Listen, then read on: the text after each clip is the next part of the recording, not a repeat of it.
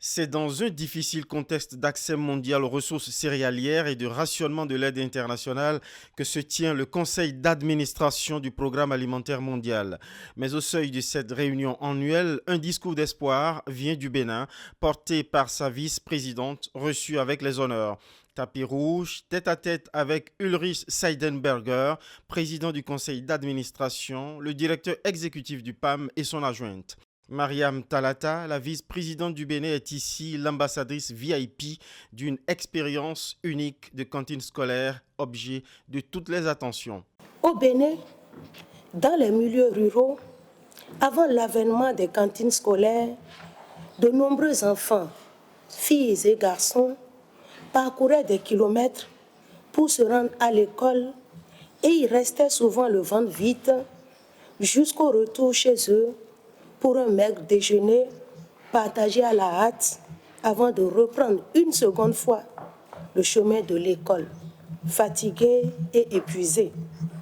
Dans cet état, ils ne pouvaient guère bien suivre les cours et finissaient par décrocher du fait de la pénibilité de leurs conditions d'apprentissage et des mauvais résultats générés. Les cantines scolaires sont donc nécessaires à la rétention des apprenants à l'école, l'amélioration des apprentissages et des performances scolaires, la qualité de l'hygiène, de la nutrition et de la santé des enfants, la valorisation et l'écoulement des produits locaux et enfin l'aide aux ménages défavorisés à travers les filets sociaux.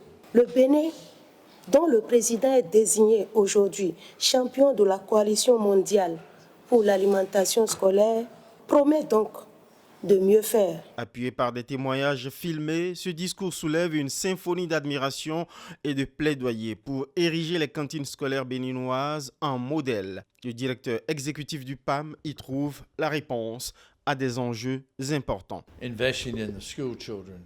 Investir dans l'alimentation scolaire, c'est investir dans le futur. Et c'est un investissement essentiel, quels que soient les aléas, les crises et tout ce que vous avez cité. Je dois vous ajouter que investir dans l'alimentation scolaire, c'est créer des opportunités pour que les familles se prennent en charge elles-mêmes.